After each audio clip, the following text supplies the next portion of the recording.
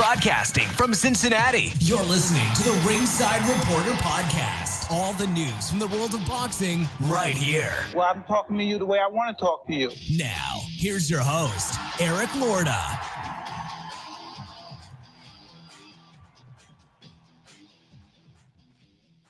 And we are live. Welcome to the Ringside Reporter Show, where we talk about the latest boxing news. If it's related to boxing, we'll talk about it here. My name is Eric Lorta, and I'm here with my co-host, Joe Habib, and we got a great show for you today. And if you want to call and ask questions, you can call in now, 323-870-3857. Tonight, we're going to talk about Top Rank in the big lawsuit filed by Terence Crawford, alleging racial bias against Top Rank. So don't miss that. But first, we're going to get started with ESPN. Joe Smith versus Stephen Geffrard. Joe Smith wins via TKO in the 9th round over Geffrard. Listen, man, Geffrard was tough and last-minute replacement, but this fight was all Joe Smith. It was pretty much a squash match, in my opinion. Not a whole lot to say about this fight, to be honest. It was a one-way fight. Again, Geffrard was really tough. He did a good job as a late replacement. I mean, you can't fault him for that. I would like to see him again because I would like to see what he can do on a full training camp and all that other good stuff. But this was a good stay busy fight for Joe Smith. What's next? Where does Joe Smith go from here? I heard him call out Canelo. I think that fight has got a chance, but I don't know. Babe, what are your thoughts? Oh, I think Better Beef is next, man. Another top-ranked fighter, right? It's a unification, 3 belts. It's an easy fight to make, no? Yeah, I think it's and the crazy thing is people look at Joe Smith's performance against Bivol, and he had some problems there. It appeared to be a very bad style matchup for him because Bivol is a very good outside fighter, but not only that, he's really quick on his feet and he's got pretty quick hands. And he's solid defensively. He's really hard to hit clean, but also too is Bivol's another one of those types of guys who I put in the class of he uses very subtle movement. So he constantly steps around you, steps off to the side, constantly changes the angle on his opponent, forcing his opponent to reset. Makes it hard for his opponent to really pin him down, you know? And Joe Smith doesn't have the quickest hands and feet in the world, but he's relentless, right? And he has good technique. He has pretty decent defense too. Tucks his chin, always keeps his hands high. He's got a great jab, and he's a lot of punches. Yeah, he throws a ton of very awkward, prolific puncher. A lot of volume, fast-paced fight, constantly moves forward. It's really hard to discourage this guy. It's really hard to hurt this guy and stop him in his tracks. Better Beef is not a great outside fighter. He's more of a mid-range guy. He's not a great inside fighter either. Squares up, doesn't have quick feet, doesn't have quick hands. And as strong and powerful as he is, and as devastating as he is, he's not a one-punch guy either. He's more of a clubber type guy. And he's a relentless guy too, but strong. They're both strong, but the thing I like about Joe Smith is Joe Smith can fight a little bit on the outside. He's got a good jab, and he can fight very well on the inside. And he throws a lot of punches, and he's not looking to hit the home run with every shot. He'll keep throwing a lot of shots, little softer shots to get you to react to them, block them, switch up the hand positioning, and all the while where you're moving your hands around, he's trying to create the openings for the heavier shots. So he'll like pop, pop, pop, pop. You're sitting there blocking them and focused on upstairs. And then, you're lifting your elbows a little bit higher, and ram, he comes around with a looping right hand or digging left hook to the body and changes the whole game right there. Right. Yeah. So I think Joe Smith has a shot against Better Beef. I think he matches up very well against Better Beef. And I think both of these guys aren't the fastest guys in the world, but I think Joe Smith may be a touch faster than Better Beef. And I think he throws a lot more punches than Better Beef. And I think he's a better inside fighter. And I think if he takes that mid-range away from Better Beef and gets in his chest, right, I think Better Beef's going to have a hard time getting the shots off. So I think Joe Smith would be very live in that fight, right? I think he's made to order for Better Beef. I really do. I think a lot of people do. I think he could beat Better Beef because of the style matchup. Well, listen, man, anytime you get in that ring, I think it's always it can go either way, and I agree with you there. But I see something in Joe Smith that he's a come forward guy. He's not going to be able to fight on his back foot. He's going to come forward and try to press the action, and he's going to get clipped to that body. He leaves his body a little bit open. For me, Better Beef's going to go to his body. Better Beef's got a good jab of his own. I think Better Beef is more susceptible to body shots because he squares up a lot. Well, let's see if Joe Smith works him. Because to work a body shot, you got to come in. Joe Smith doesn't square up, and I think he's got a tight defensive construct. I think he's a better defensive fighter than Better Beef. I think Better Beef has so much faith in his power and strength that he just walks you down and tries to, takes your one to give two. That's a good point. He'll take your one to give two. But see, the problem with that mentality against Joe Smith is you're not just going to get one. You're going to get blanketed. And Better Beef has a tendency sometimes to try to hit the home run. Joe Smith doesn't. And I think Joe Smith is getting better. He really is. Better. We've seen him develop. He's getting better because we've seen him develop. He is coming. Yeah, he is getting better for sure. He said it during one of the interviews before the fight. He's like, I just can't go in there and just hit home runs now. He goes, I gotta work a little finesse into my game and put my punches together and place my shots better and throw more of a variety and I got to get more creative in there. Better Beef, I don't think has that mentality because his mentality is, I'm going to wear you down. Whatever you throw, I can take, but you can't take what I got, and I'm just going to wear you down. Which is dangerous. That's a dangerous thing. I say it all the time, and I know you've heard me say it. What happens when somebody's able to take your shot? Yeah. Somebody is going to be able to take I think Smith could take a shot. Somebody will. Smith, to me, was one of the hardest guys in boxing to knock out because he's got a good chin, keeps his hands high, and he tucks his chin. And people always think that big guy, man. When people say good chin, I talked to this trainer, shout out to Joe Lake, because everyone thinks it's about neck muscles and being big, strong, and just being able to take shots. It's a physical thing, but it's also a conditioning thing, which is a physical thing, but not necessarily a structural physical thing.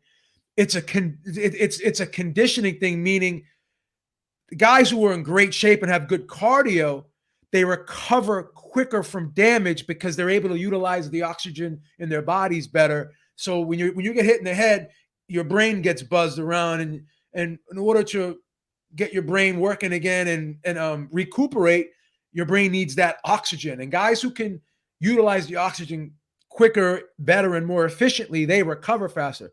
Joe Smith's got a gas tank for days, bro. He's a phenomenally conditioned athlete. You see the type of work he's done.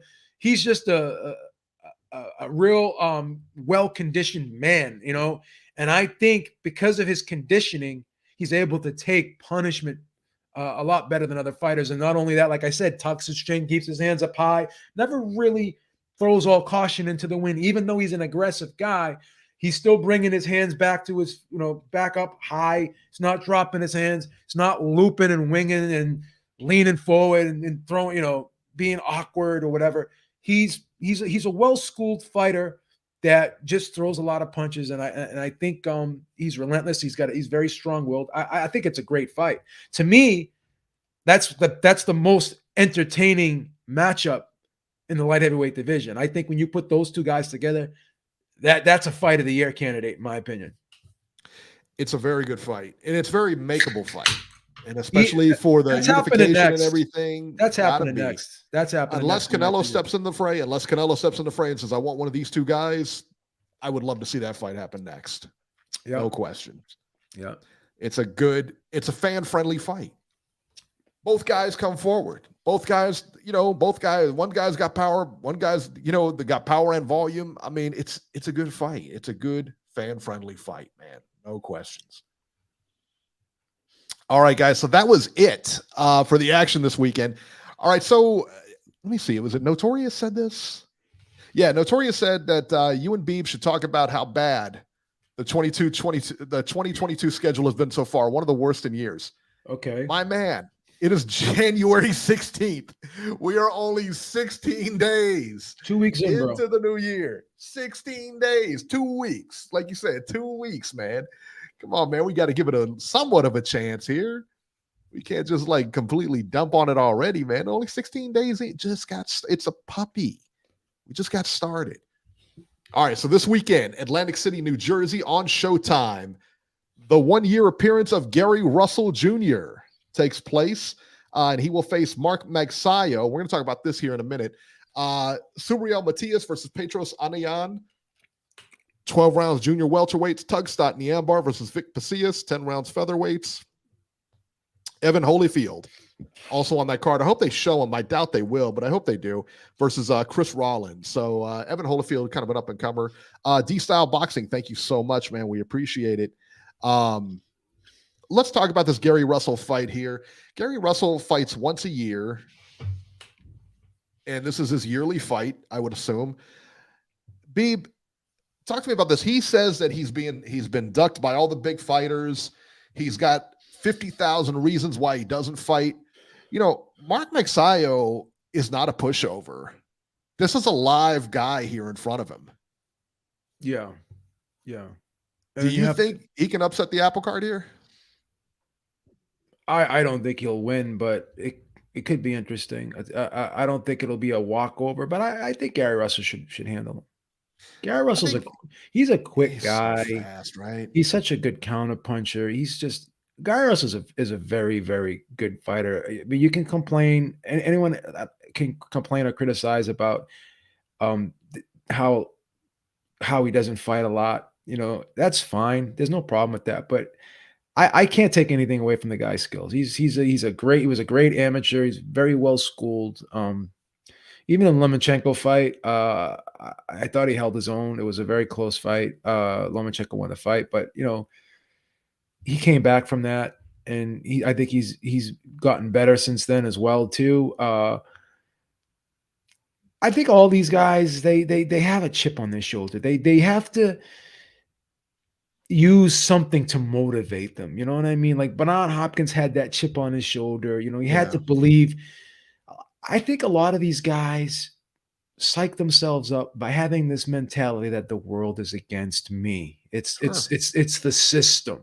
Right? You have those guys at work that they come in and they complain every day. Oh, the boss is this, the boss is that, this company sucks, blah, blah, blah, blah, blah, blah. And these are the guys that come in late, come in late every day, 15, 20 minutes. These are the guys that take 3-hour lunches. These are the guys that call in sick all the time, but yet the company sucks and the boss sucks. You see what I'm saying? So yeah, I think there's a lot of boxers that need that chip on their shoulder. They need to have that, me against the world type mentality in order to motivate themselves. And I think Gary Russell is one of those guys, in my opinion. Now, Gary Russell says he's largely been training himself for this fight. And his father apparently had a foot amputated. He's got diabetes. Oh, I'm so sorry to hear that. Diabetes. Yeah, it's awful. His father was such a nice guy. Yeah, I mean, such a nice man. I like the whole family. Like they're all great. They all seem like very, very, very good people. You know what I like is they're all tight knit. They support each other. I just love that strong family bond. When I see that, not only with fighters but in people in general, I admire that. I think that's great. Yeah, I think this is a good fight. I really do. I don't think it's going to be a wash. I think it's going to be a solid fight. Like I said, man, Magsayo is a live dog in this one. And you think so? I think so. It's one of those fights. It's one of those fights where Magsayo is going to make Gary Russell work hard. He's going to try to push the pace here, and Gary Russell's going to try and slow it down.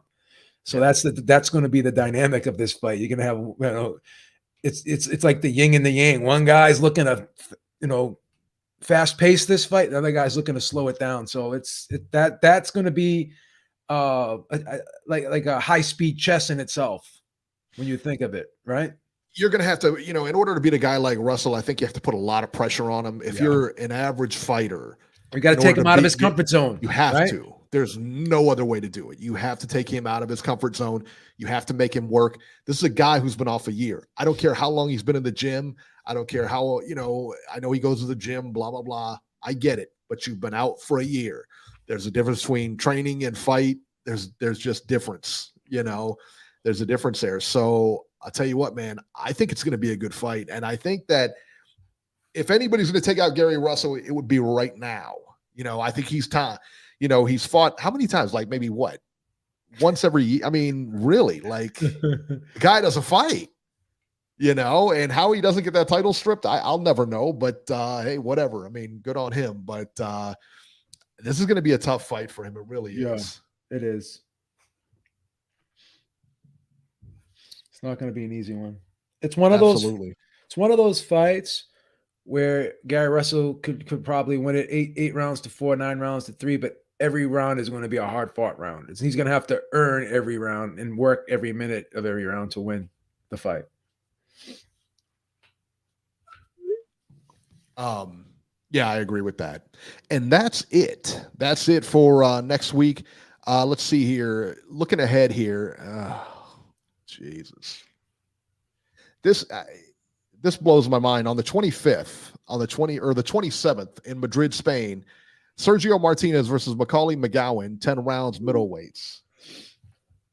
Gotcha. Like, seriously? Like, what in the world? But luckily it's not televised. And then, of course, the big one on January 29th, that's not televised, the one in Warren, Ohio, or at least there's no television as of yet. Ilunga Jr. Makabu versus Tibasu Mchuno, 12 rounds for Makabu's cruiserweight title. And then Trevor Bryan, I know they picked an opponent out for him, I just don't know who it is, versus the dreaded TBA. But like I said, I'm not sure who his opponent is. Beeb, this one has been really lacking in promotion and everything like that. It seems like just a big hodgepodge over there at DKP. I've been talking to him this week and stuff like that, like their PR guy and stuff like that. And it's a mess to say the least. Yeah, Don King Productions has kind of lost touch with the modern era in terms of how to work social media, utilize YouTube or whatever. And they're kind of have that archaic model of promoting still, It's bad. I mean, it's like, wow. I mean, like when you talk to them, it's like, you deal with, we deal with a lot of other, media guys and stuff like that. And, whatchamacallit, people that work for sponsors, not sponsorships, but work for the fighters, the PR people. The PR people. And this is pretty archaic. I don't even know who the PR person is over there anymore. Yeah. It's a little nutty over there right now, but I think there's been a lot of change. From what I understand, there's been a lot of changes over there. So hopefully this is just a bump in the road and it'll get smoothed out in the future here. Yeah. Maybe if Beeb Industries, we can do PR for them, Well, I have something in the works here. We're gonna actually, something in the works for DKP, huh? No, not with DKP, but actually some management opportunities here at Beeb Industries. We're looking to branch out into PR. Oh my goodness! All right, talking to someone on the DL. But it's another guy. Of course, it's another guy. I mean, it could be. Why can't I do business? You're used to talking to guys. Why can't I? Right? You're used to talking to guys on the DL. When it comes to business, yeah. When I'm ready to release, when I'm ready to release my business, it's going to be on the down low. Until the deals are completed. Until our deals. What I heard about you. Until our deals are completed over here, and again, we're not talking about the sexual aspects. I didn't say anything about you. The one that brought that up. I'm just saying that's the honey dips. That's the honey dips. The honey dips take care of that. We don't have to worry about that. All right, let's get Robert's opinion on the state of affairs here. Robert, what? Good evening, guys. What's up, Rob? Everybody's in a bad mood. I don't understand why everybody's in a bad mood. Didn't everybody's football team win yesterday? Didn't everybody's football team win yesterday? I know the Raiders, no, they lost. And the Patriots, they lost too. They lost, yeah. Everyone's texting me. Not only lost. Everyone's texting me. Not only lost, they got themselves slaughtered. Yeah, everyone's texting me, ask me if I'm okay. Listen, I'm a Tampa Bay fan now. You're a Tampa Bay fan. Fuck the Patriots. Fuck the Patriots, right? Well, hey, they rolled today, man. That was easy money for them. But look, as far as Joe Smith and Better Biev is concerned, I know Joe Smith has lost 3 times. I know in one of those fights he suffered a broken jaw and fought 9 rounds with it. But He's a monster. Correct me if I'm wrong. I don't think he's ever been knocked down and had to get back up. Robbie, let me ask you a question. Let me ask you a question, Robbie. Okay.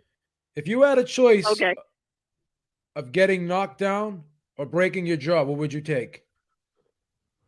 What's worse? I would rather be put to sleep, man. Easy. I'd rather be put to sleep. I'd rather get knocked down than break my jaw. So and then have to fight, especially like 9 rounds with it. Yeah, no. Yeah, I'm not 100% sure if I'm not 100% sure if Joe Smith's ever been knocked down in a fight before. I don't know. I'm not sure. Remember that was the fight against Barrera where he fought 9 rounds with a broken jaw. Yeah. Sometimes I want to break your jaw, but yeah. But I'm wondering what would. And I'm like you, Joe. I wonder what happens when Better Biev hits him with his best shot and he doesn't go anywhere. Yeah, that's what I'm saying. The thing too is Better Biev is not a one-punch guy, and Joe Smith has fights that fast pace. So I think it's an intriguing matchup. I hope they make that fight. I really do. Yeah, I think it's going to happen next because they're both top-ranked fighters. Yeah, I've heard with all the COVID cancellations, Jesse Vargas is out of his fight now. Yeah, he got COVID. Yeah, how about that? That's crazy. Yeah. We're trying to run Vargas down to get him on the show. Yeah, he's running for Congress or something. February 5th. Well, yeah, he is. So February 5th will not be the first DAZN day. Then it'll be the 12th. So, but hey, the boxing schedule's gotten off to a slow start, but I'm hoping it picks up soon. So for those that are worried about the schedule, guys, it's 16 days. Only 16 days. We're only 2 weeks in. How many fights? Relax. How many fights did you expect to have that in 2 weeks in, bro? Well, I expected unifications across the board. Right. Jesus Christ, you guys. Come on, guys. Yeah.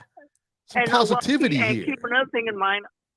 Keep one thing in mind. I heard yesterday that the UK has shut down their boxing for all of January, so there's no UK cards either. It's old news, Robbie. So, yeah. We knew that a month ago.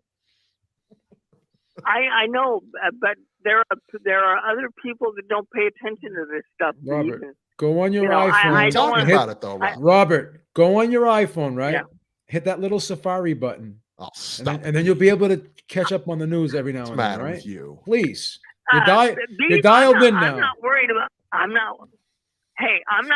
about me.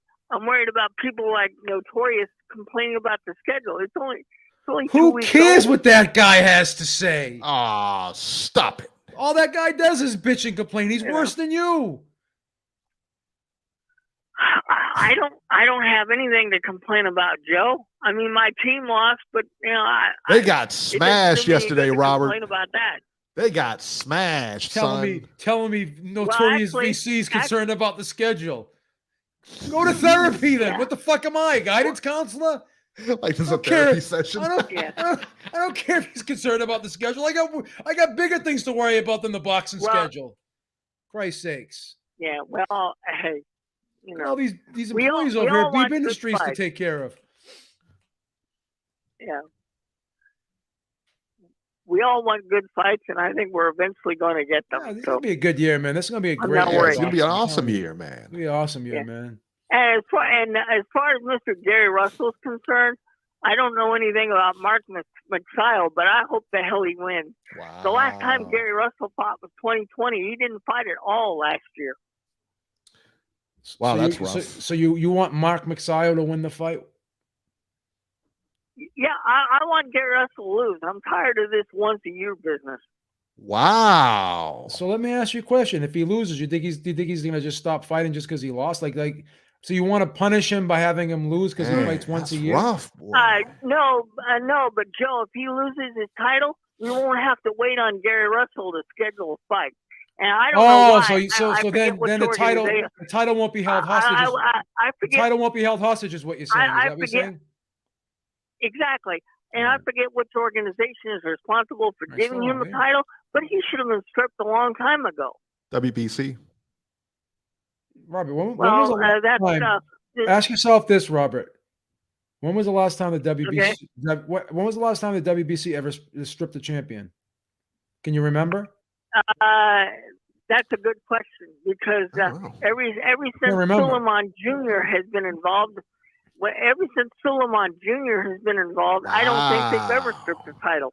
First of all, his name is Mauricio. Russell? His name is Mauricio. His father's name is Jose. He's not a junior. Wow. All right? Yeah. I'm a junior. My dad's name was Joe. Yeah. I'm a junior. Yeah, he's a junior. I got you, Joe. He's a junior, Robert. So start get with the program. Yeah, Come on. Yeah. Yeah.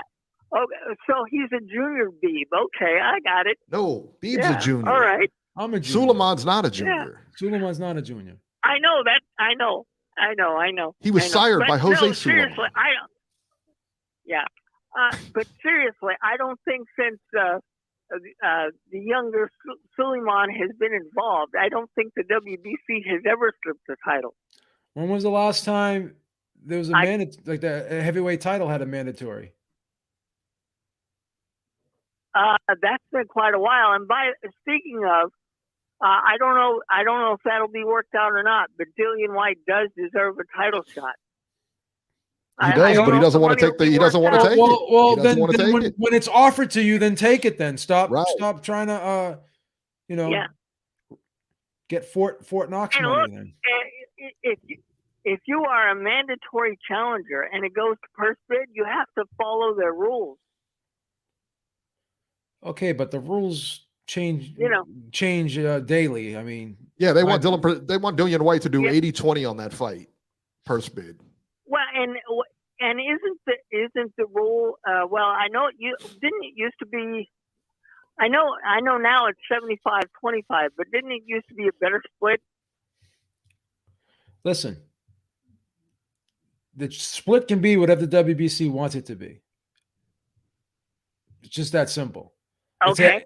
Because all the rules all the rules in that WBC list of rules, if you want to call it that, whatever it's called, all the rules ended at the discretion of the WBC. So what's that mean? We can change them as anytime we want. So just like the rules on the show. But okay. We can change them anytime we want. That's right. That's how we roll. That's true. Very true. But Joe Smith looked good for the 9 rounds he was in there, and let's see him fight better, Beeb. I'm looking forward to that fight. Yeah, hope they make that. There you go. All right, Robert, we're going to get rolling. Stay on the line here. I will. All right. Before we get to the news, Beeb, we're going to do it. What time it is? You know what time it is? Come on. You know what time it is? Put some respect on their name. Ringside Reporter, one word. Go to Manscaped, get 20% off. Cheers to 2022 and resolutions you can actually keep. How about upgrading your grooming routine for this new year? Our sponsors at Manscaped are here to make you drop the ball into 2022 with the cleanest set ever. Set your first New Year's resolution with good intentions and join the 4 million men worldwide who trust Manscaped with our exclusive offer. Go to manscaped.com and use the code Ringside Reporter, one word, for 20% off plus free shipping. It's the new year, new me with the global leaders in male grooming.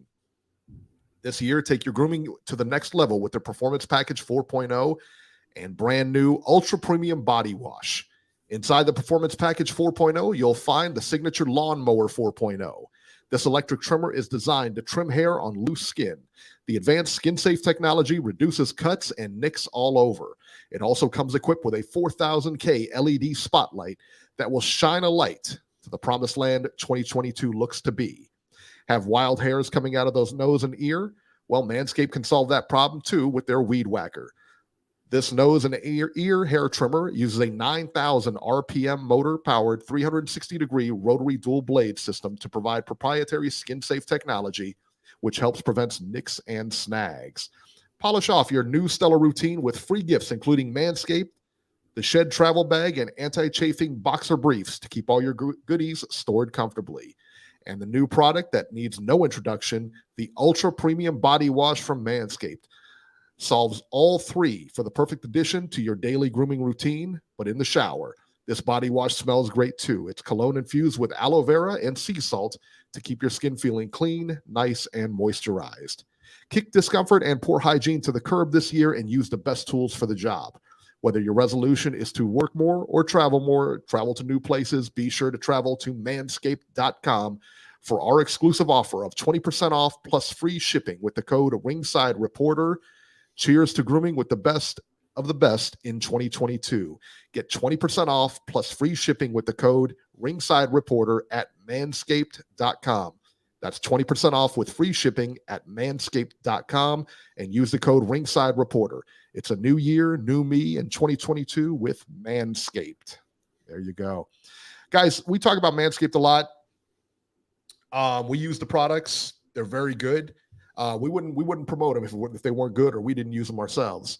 And if you really, really want to help out the channel, because we always call for likes and everything like that. But if you really want to help the channel, go to Manscaped and buy some products, man, and use our code Ringside Reporter. It helps us more than you would ever know. It really does. 20% off is great too, man. 20% off plus free shipping, and they're fast. Fast stuff, Yeah, absolutely. So yeah, man, go pick some up and help us out, man. Help us out. Come on, guys. Please, guys. Hello. Come on. All right, let's talk about the news and rumors here. The big news this week, Terence. Manny Gatillo. Idiots. All right. News and rumors. Terence Crawford sues Top Rank. Crawford suing Top Rank for racial bias. Beeb, does he have a case here? Yeah, I think he does. Because Bob Arum promoted, Marvin Hagler, Larry Holmes, Muhammad Ali, George Foreman. I don't think he promoted Larry Holmes. Oh, he did later. No, did he promote Larry Holmes? He did, yeah. I'm not sure. He never really had long-term deals with those guys. Just because you have a black friend doesn't mean you can use the N-word. That's the way I look at it. Sure. There's a lot of other components to the case. And in my opinion, I just don't think Terence Crawford's going to walk away from this empty-handed, because there's a lot of issues here. And I think Terence Crawford's being advised.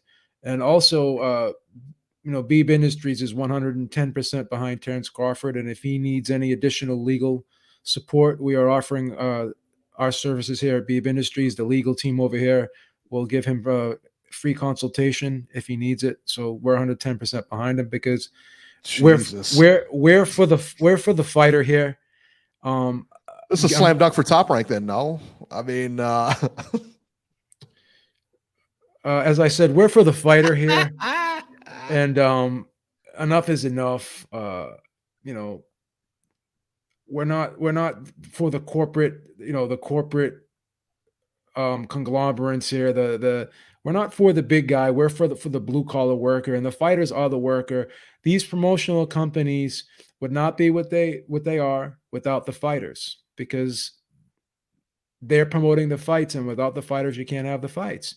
And the fighters give not only the fans, but they give the promoters memories too, right? Because you could not have a Thriller in Manila, right, without an Ali and a Frazier. So, there's a lot of components here. If you look at some of this stuff, let me go on. We can look on Boxing Scene, and I know you saw it. There's like a breach of contract here.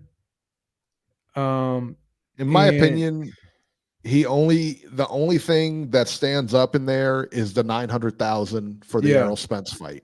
Yeah, that is really, to me, if you look at the lawsuit and you kind of go over it, he doesn't really have too much of a chance here. You're not going to prove racial bias. You're not going to prove any of that. I don't believe it, number one. But number two, you're not going to prove any of that. The only thing you really have a case with, was the $900,000 that he promised him with the Errol Spence. He said after he fought, was it Kavaluskas, that he would negotiate in good faith and try to get the Errol Spence fight. Now, that was in 2020, COVID year. So the fact that he couldn't put that fight together or really even negotiate for that fight, well, what they did may be passed off. What they did in this suit was they took away the 3 months that there wasn't any boxing for that year, and then they're talking about when they did start up fights afterwards. So there still was the ability to make that fight. They omitted that 3 month period where there was no boxing. There's an issue. When did he fight Kavaluskas? Let me ask you this: when did he fight Kavaluskas? The win over in October. Because that was in 2020, no? Yeah, October. The win over Kavaluskas was Crawford's only fight from October 13th of 2019 to October 12th of 2020. So I think that was in October 12th. Okay, so he did have all year. He did have all year to negotiate. Yeah, so it's Top Rank. It depends on what Spence was doing also. Top Rank breached the 2018 agreement by failing to offer Crawford a second fight in the year of the 2018 agreement, alleges Crawford's legal team in the complaint. At all times during the 2018 agreement, Crawford was healthy and ready and willing and able to compete in professional boxing matches. So the complaint omits the 3 month period where no stateside promoter ran boxing events due to the global pandemic. Also not included in the complaint was Crawford's own on the record claim that he would need to be better compensated beyond the contract guarantee if he were to fight without fans in the attendance. So the racial bias thing, I agree. It's going to be hard to prove. You're not going to prove it. There's no racial bias that he's going to be able to prove there. All the quotes listed in that article, and we're talking about the Boxing Scene article, which are coming straight from the lawsuit. All those quotes, they're all about Crawford. Yeah, they're not about black fighters. Yeah, that's going to be the defense. I mean, I'm it's going to be hard, but once again, that's only one component to the case. And I tell you what, I don't know how much he's paying this lawyer to do this lawsuit, and I don't know what he's doing. I mean, whoever's advising this guy is really doing a terrible job. I disagree. Because you would have sued him? Yeah, I would have sued him. You have no case. You have no case, son. You just said that you believe he's going to win the 900. You think he can win the 900,000? No, I said he might. The only thing in there, he has the chance to win, and that's real iffy. I disagree. Is that 900,000? You think he can win a racial bias case? I think he can win a lot of components to this case. That's one component of it. And do I think he can win the racial bias case? I honestly believe that there's evidence for it. Yes, because Bob Arum, if Bob Arum comes out and basically doesn't know how to promote, like he gives evidence to suggest that he doesn't know how to promote African-American fighters, because here's the thing. You have to ask yourself this question. Has Bob Arum lost money with other fighters? Sure. Yeah, he's lost. We talked about it. He lost money with Tyson Fury. Yeah. So he lost money on Tyson on probably the Otto Wallen fight, because there's only 300,000 people in attendance, and there was only for the Tom Schwartz, that one bombed. And here's the thing too. We had to hear from who was the guy on Bruce Trampler on Twitter that the Tyson Fury Deontay Wilder 2 fight regardless of how much money it made, it lost money too. But you didn't hear Bob Arum come out and say anything about that, right? Because there's a bigger upside there. So not there's necessarily. a bigger upside. There's not a bigger upside to having Tyson Fury versus Terence Crawford. There's a huge upside to having Tyson Fury because not necessarily as the heavyweight champion goes, as the heavyweight champion, as much charisma as that guy has, he can sell a fight. He'll do a ton of interviews. He can sell a fight, son. But here's the problem. Here's the problem. Every time Bob Arum has gone public and talked bad about a fighter, and you can argue defamed a fighter, right? Because when you talk bad about your fighter when he's under contract, here's the thing. He came out and said all those things about Guillermo Rigondeaux while he was under contract, but he always conveniently does it towards the end. So now when Guillermo Rigondeaux leaves, he's hurting his chances moving forward to earn money. But Guillermo Rigondeaux, he said, he talked bad about him, talked bad about Floyd, said Floyd was boring, said Floyd isn't the star he thinks he was. And then he came out and said, oh, I didn't know how to promote Floyd. So he knows how to promote all these other Hispanic fighters and these Eastern European fighters, and he conveniently finds ways to put them on, during their ethnic holidays and this, that, and third. And then he goes and says, "Oh well, I don't want." He wasn't going to make the Shakur Stevenson and Oscar Valdez fight, and said, "Oh, I want Stevenson to fight Lomachenko." Why is he going to fight Lomachenko? Lomachenko doesn't have a belt, so Stevenson. Let me finish. Stevenson, who just won the WBO 130-pound title. So he's got to move up to 135 to fight Lomachenko and not unify with Oscar Valdez. How conveniently now is Bob making the fight, because this lawsuit came out. That was announced, I think, today, right? So it's just my opinion. I think there's racial bias. And here's the thing. I'm racially biased. I prefer Asian women to any other woman. Now that doesn't mean that I'm malicious. I'm not malicious. I'm not. That is being racially biased because I have a racial bias towards Asian women. I'm more attracted to them. So if Bob Arum, I'm not saying he's doing this for malicious intent. I honestly believe that Bob Arum does not know how to promote black fighters as well as he knows how to promote Eastern European fighters, white fighters, and Hispanic fighters. Because when you watch the blueprint over there, oh yeah, we're gonna put Wama on Puerto Rican Day Parade, Miguel Cotto the weekend of the Puerto Rican Day Parade. We're gonna put the Mexican fighters on with it. Like they don't know how to promote black fighters over there. And we promoted Marvin Hagler, Thomas. Yeah, you never had long-term deals with those guys, and those guys were already champions before you started promoting them, and they were already stars before you started promoting them. And at that time when you promoted those guys, you didn't have a De La Hoya, a Lomachenko, or a Manny Pacquiao. Or you didn't have an Oscar De La Hoya at that time. Okay, so it was a different ball game back then, right? You had no choice. And then you come out and say, "Well, I blocked the Manny Pacquiao fight for Terence Crawford." That's promotional malpractice right there. You're taking money off this guy's table. So I agree, it's going to be hard to prove it, but there could be an argument made for it. I mean, I see where Terence Crawford's coming from. I gave you 3 examples. That's fine. 3 examples, and all those fighters were black. I can't give you an example for a Hispanic fighter or a white fighter or an Eastern European fighter that he's went public and just said really some really horrible things, like really damaging, defamatory things. Like let me jump in here. Let me jump in here for a minute. Would you consider PBC racially biased as well? Do I consider them racially biased? No, I don't. Absolutely not. Because they couldn't do anything with Terence Crawford either. According to Tim Smith on the PBC podcast, he said we're not interested in Crawford because quite frankly, it's a capital issue. They don't have the money. They don't have the money to pay him. Right. But you know why? Because there's no return on him. That's the point. I disagree. You disagree? How can you disagree that if they don't have money to pay him, if we have to pay him X amount of dollars, then he's going to have a return. That's worth picking up. If he was all that, they would be jumping all over this guy.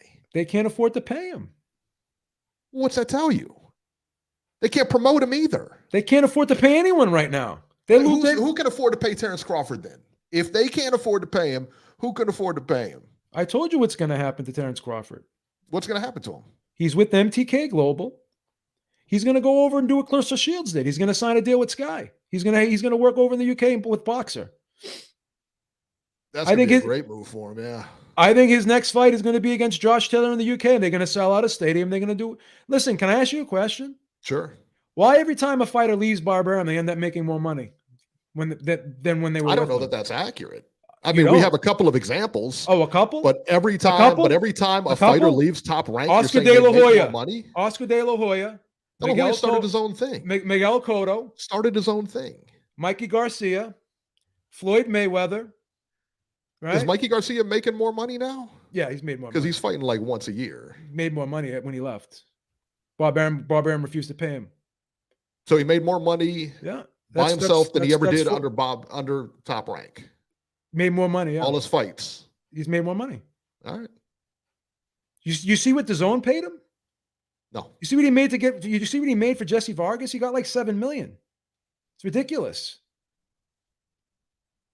Do you think that there's not money in boxing right now? Just because there's not money in US boxing. This is the problem with money in boxing. Fans miss the mark. Yes, there is money in Crawford. Yes. They were saying the same thing about Floyd Mayweather when he was with Top Rank. Bob Arum said he is never going to be a superstar. Those are his words. Mm-hmm. I didn't know what to do with him. Right. So how does that make him racially biased? Because he does a better job with Hispanic fighters because he doesn't know how to promote black fighters. Does that make him racially biased though? I believe he is.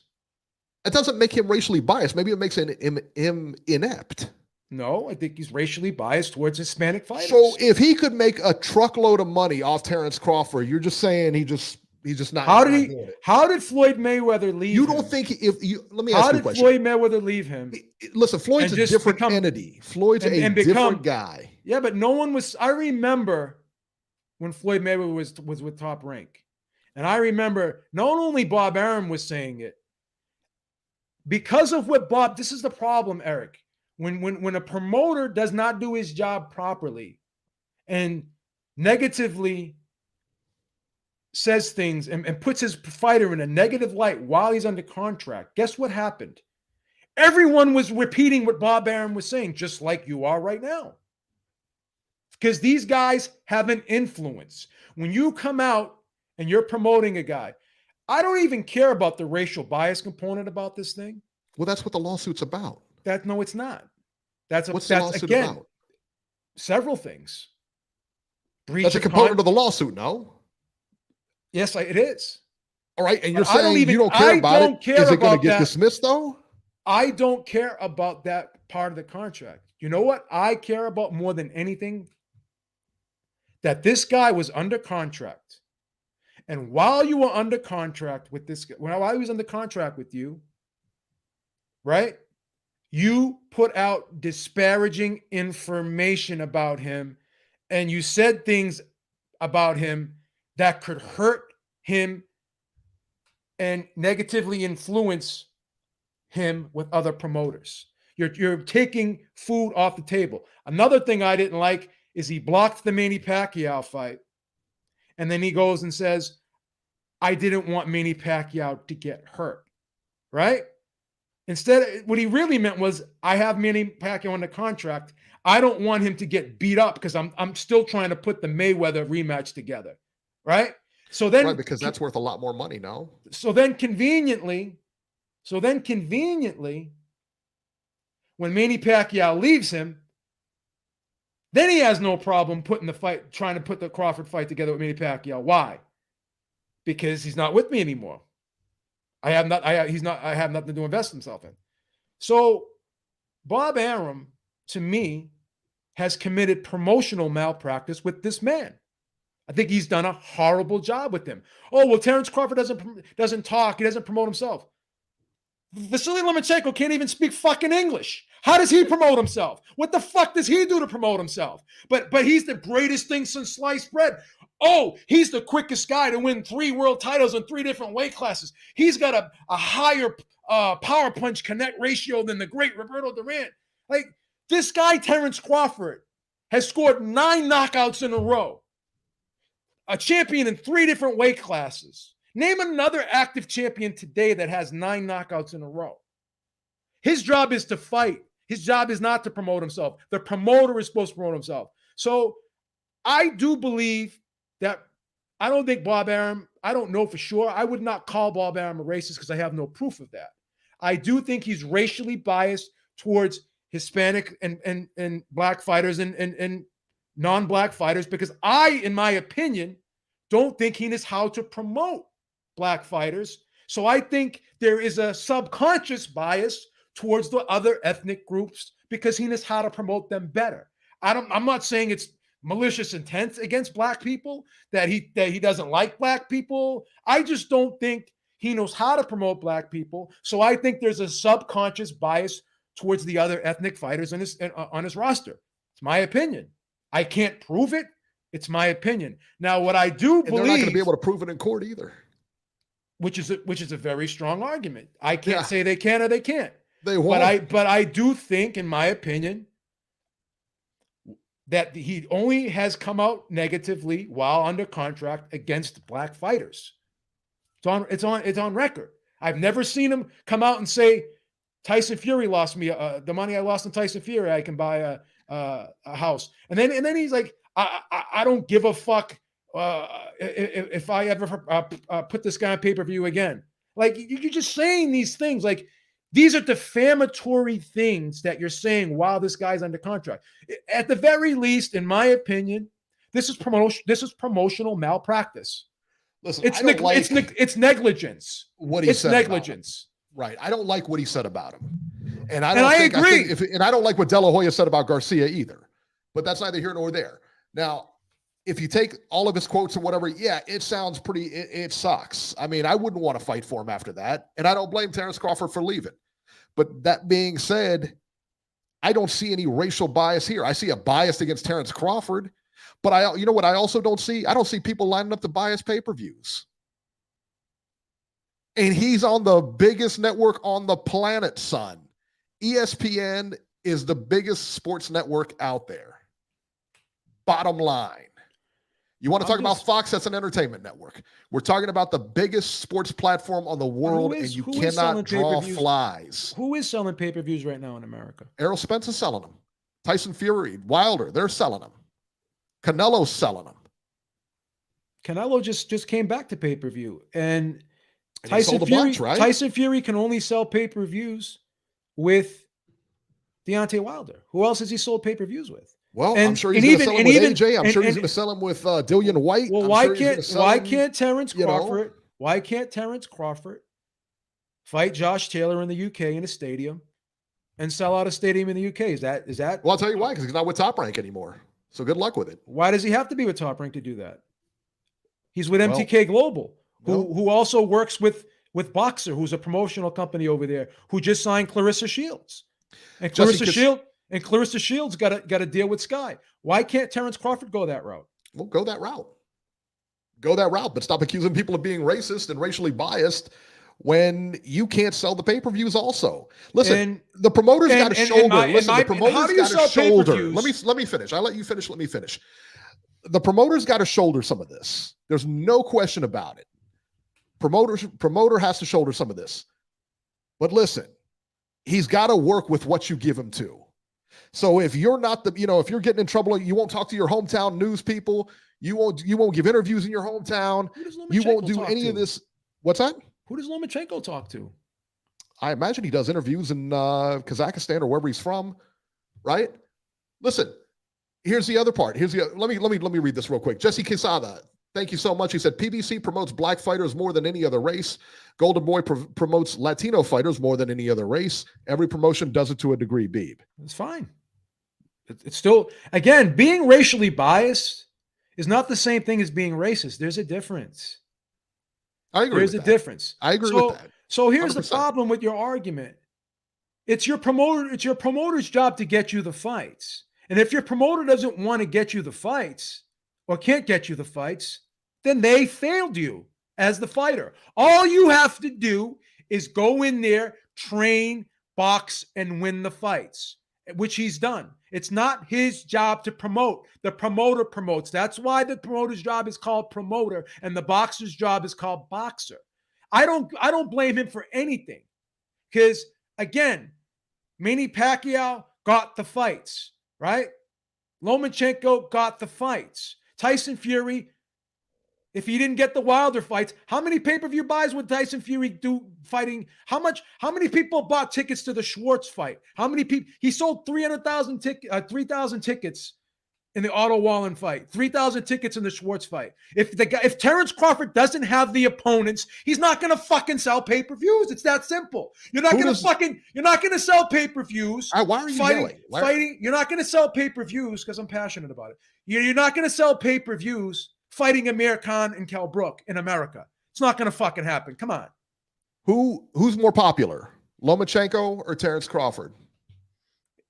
I'd say they're probably equally the same. Are they? Okay. Yeah. I'm going to give you, here it is. On Instagram, Terence Crawford has 750,000 followers. Mm-hmm.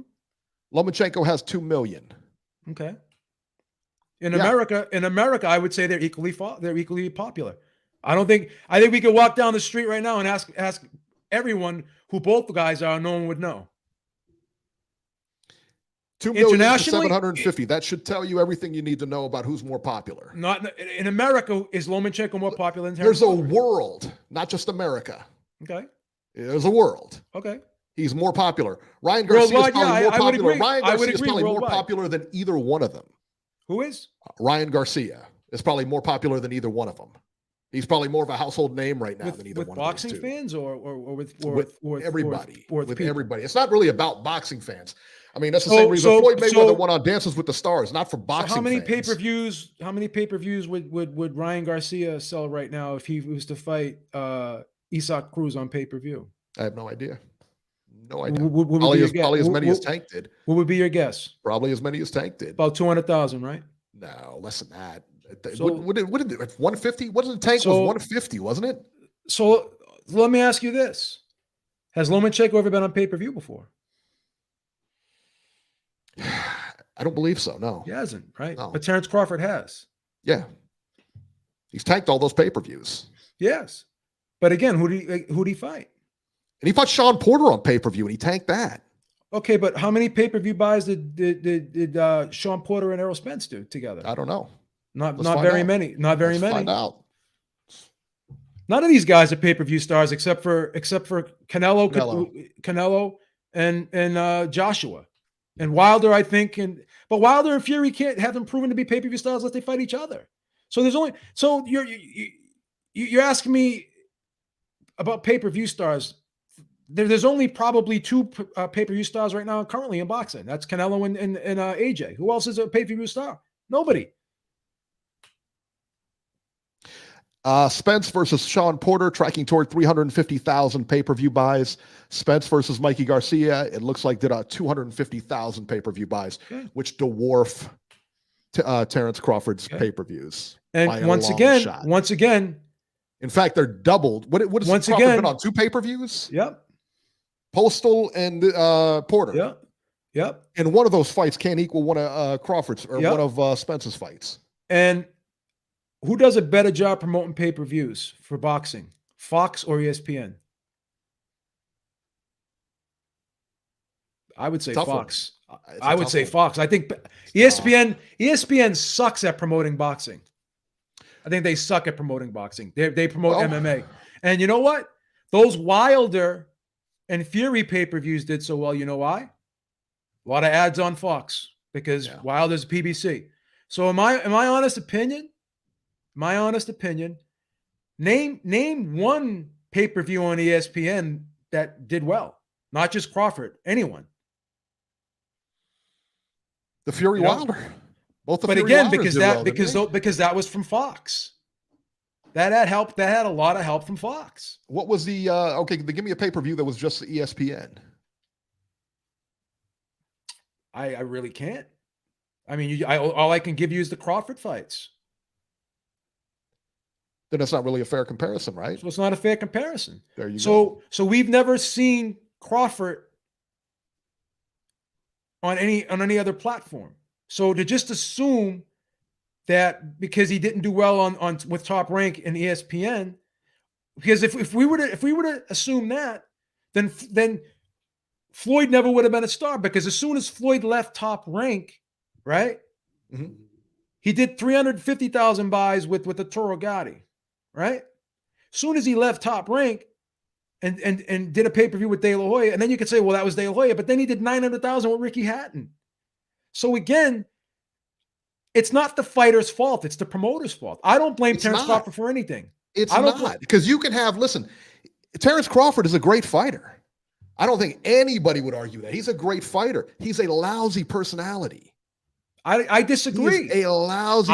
What's wrong with him? It doesn't. He can't sell a fight. That's what's wrong with him. What's wrong with him? He can't sell a fight. It's not his job to sell the fight. It's the promoter's. Like, what has the promoter done to help him to sell? What has he done to help himself? You want to talk about Floyd? Everybody wants to go back to Floyd and say, Floyd, when Floyd left down, he blew up. Name one fighter. Listen to my point first. Everybody wants to say when Floyd left there, he blew up, blah, blah, blah. So did De La Hoya. So nobody works harder than Floyd Mayweather, period. On self-promotion, nobody worked harder than him. De La Hoya was the same way.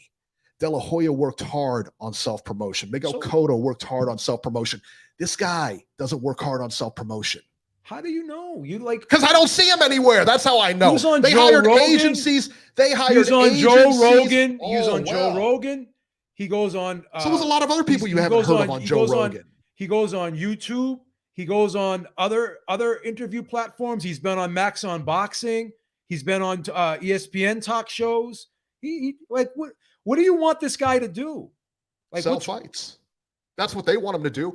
And he's so inept, okay, at being a personality. I disagree. He's so inept at being a personality. You're giving Top Rank a pass on this PBC. I'm not giving Top Rank a pass because they're not racially biased. You're giving They're not racially biased, and they're going to prove it in court. They're not racially biased.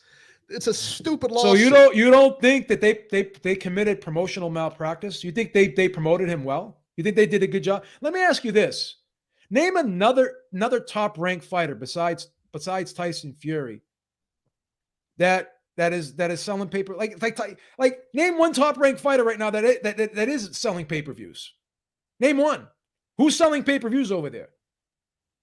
Nobody's selling pay-per-views. Can Tyson Fury sell pay-per-views? Tyson Fury.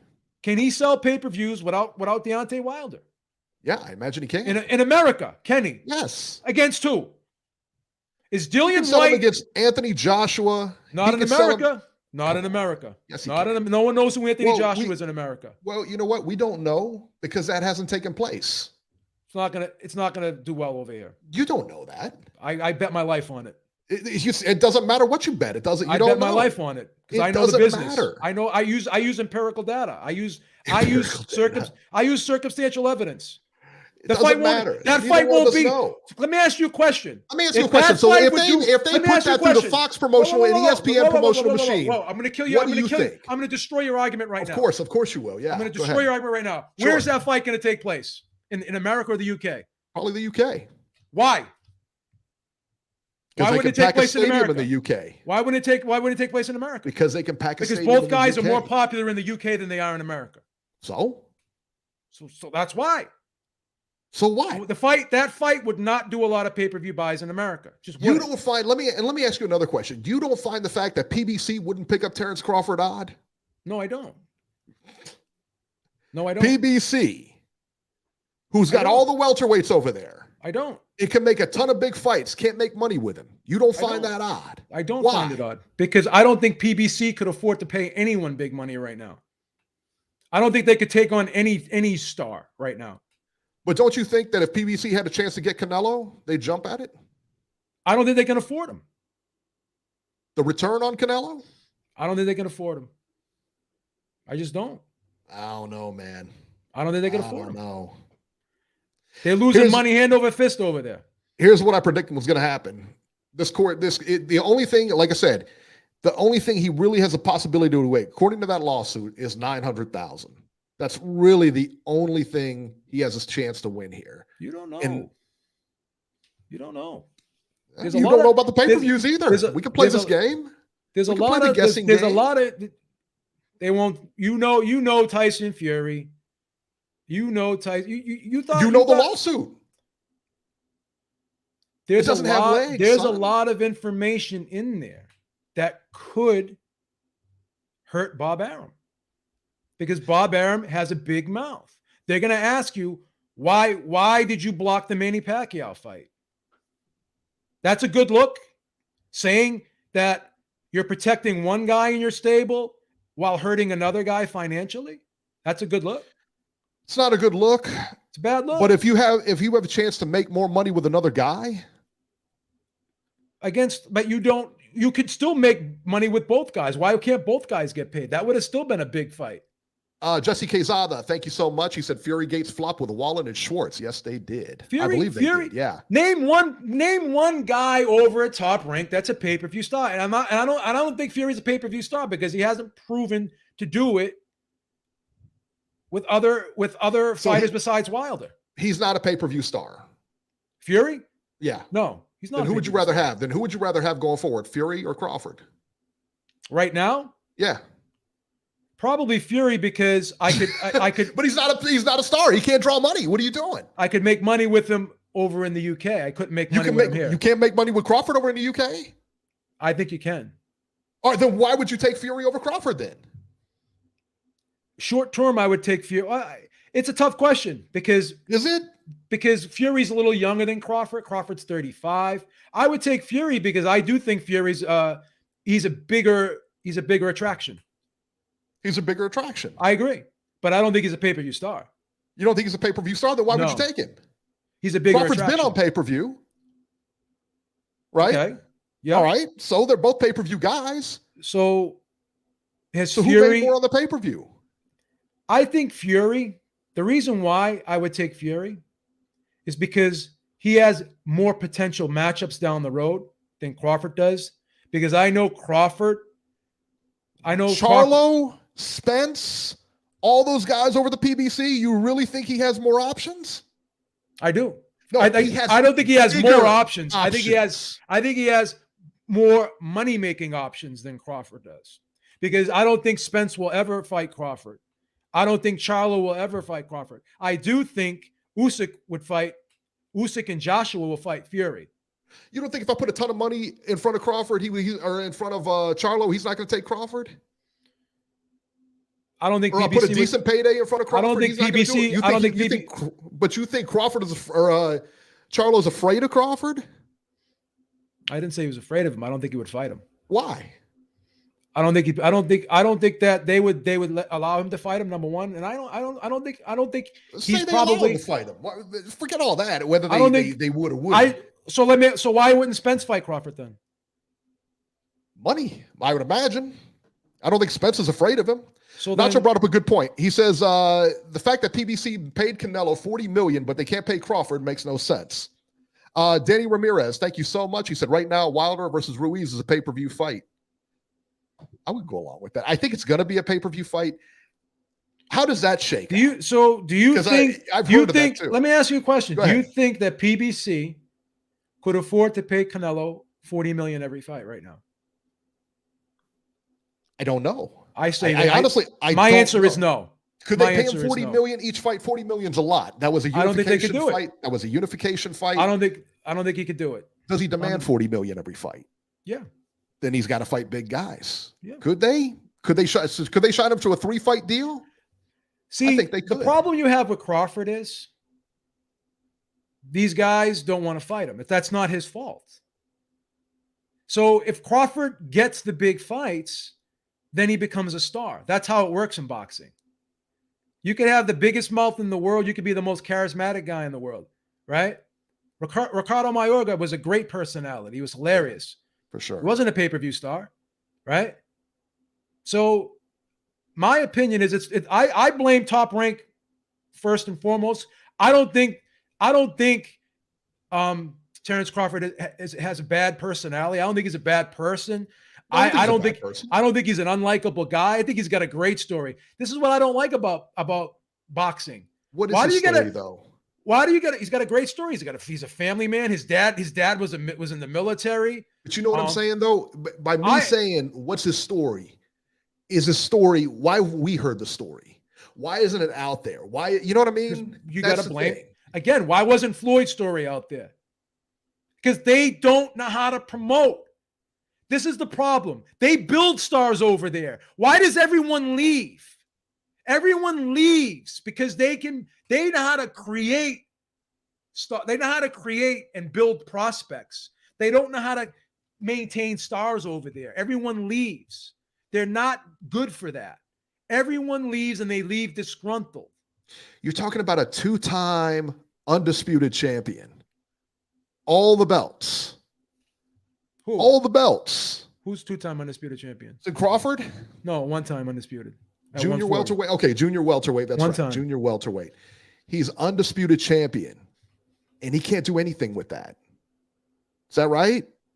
He's got a great with that. I don't think it's Bud's fault. I just don't blame him. I blame Top Rank. They have a history of failing.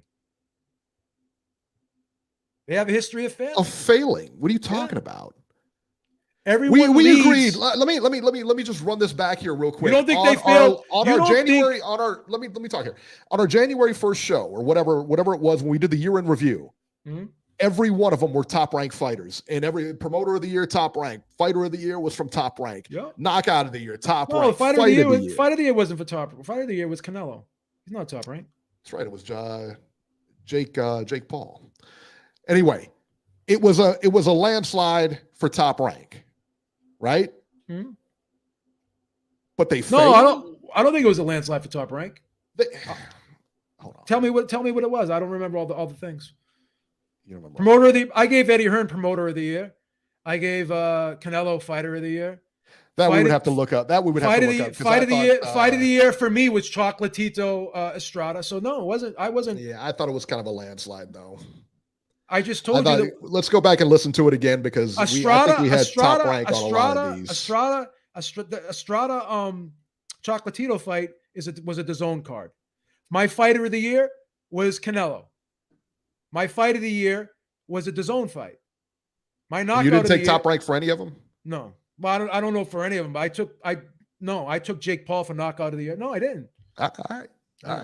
I remember. I don't think there are any American pay-per-view stars right now, in my opinion. I don't think we have one except for Canelo. Canelo's not even American. Canelo's not even American. Yeah, not even American, but he's an American-based fighter for the most part. He fights more. He lives here, doesn't he? He lives in San Diego. He has homes here. He fights in America. I'm adopting Canelo. So Canelo is the only pay-per-view star here. Tyson Fury. You want to quote what PBC said about Crawford? You know what else they said about Fury? They said he can't sell. They said he can't sell without. They said he can't sell without Wilder, and they pointed to his Schwartz and his Otto Wallen numbers, right? So, as much as I love Tyson Fury, exactly. If Bud Crawford doesn't have the dance partners to make him a star, and now he's a free agent, PBC doesn't want him. How is that? I don't think Top Rank's fault. I don't think that's Top Rank's fault, and if PBC feels the way they feel, in my opinion, I'm just going to say this. In my opinion, this is what I think is going to happen. Because I already talked to people in the UK, and they're already they said we would welcome him over here with open arms. We love Terence Crawford. I think because him and Josh Taylor are both MTK Global fighters, right? Josh Taylor has the undisputed title at 140. If he goes to the WBO and asks them, can you make me a super champion? I want to go up to welterweight and fight Terence Crawford, which they did with Usyk, which they did with Terence Crawford when he fought Jeff Horn. So they have a track record of doing that, right? I think that they can make that a mandatory fight. And Bob Arum, he wouldn't block that fight. You know why? Because it would be over in the UK. He would still get his promotional cut from Josh Taylor, like he got his promotional cut from Teofimo Lopez when he went on the DAZN, right? I think Bob Arum would get out of the way. He'd let that fight take place, right? Terence Crawford would have a huge pay-per-view. I think Terence Crawford versus Josh Taylor on Sky would do great numbers. I think that would be a can't miss. I think they would sell out a stadium over in the UK. I think they would too. I think it's a good move. I don't think it's going to happen. I think it will happen. I don't think it's going to happen. Why would it not happen? Because he's suing Top Rank, who's in partnership with MTK Global. He's not going forward unless he drops that lawsuit. Top Rank is not in contract with MTK Global. I didn't say they were in contract. They work together with MTK Global. They don't work with MTK Global. No. The MTK Global works with fighters. They don't work with promotional companies. MTK Global works with ESPN, who was juiced in by MTK Global works with one promoter. They work with Boxer. They don't work with Top Rank at all. So they work with Top Rank fighters. They work with Top Rank fighters. ESPN. They work with Top Rank fight right. They work with Top Rank fighters. There's no way, unless that lawsuit is dropped. I disagree. There is no way that fight comes off. 100%. I disagree. No way. Because once again, could Bob Arum freeze him out? They can't freeze until that lawsuit is settled. I disagree. Because again, hear me out. They're both MTK Global fighters. Mm-hmm. Number one, right? Josh Taylor, like I said, could be elevated to super champion. The fight could be mandated. And not only that, Bob Arum, why would he give if Josh Taylor could make a lot of money fighting Terence Crawford in the UK, right?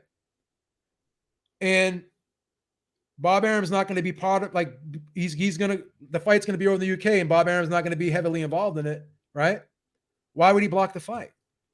Why would he block a chance to make money? He doesn't have to work. Money. Who needs the money worse, him or Crawford?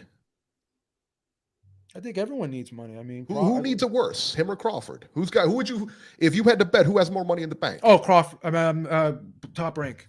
Top Rank needs a lot less than Crawford does, right? And he's suing them.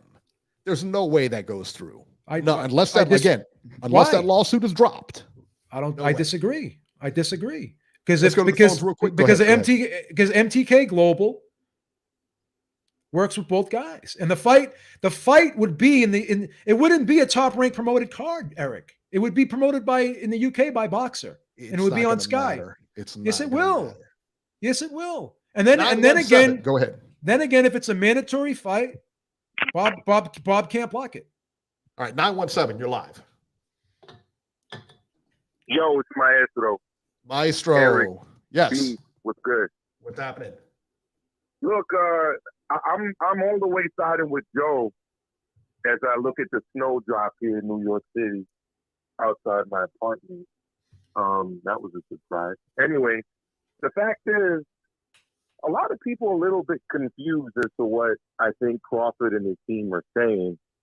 When I first heard the report, I heard racism, but one of the things he cited was racial bias.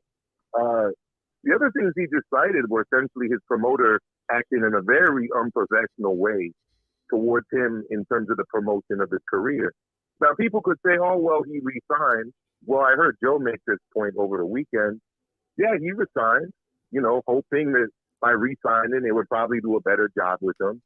And they didn't. And yet he did resign because they gave him that big guarantee. I mean, not a lot of people would turn down that kind of a guarantee, but they couldn't secure fights for him, the fight that he wanted. And the biggest one, obviously, being Errol Spence Jr.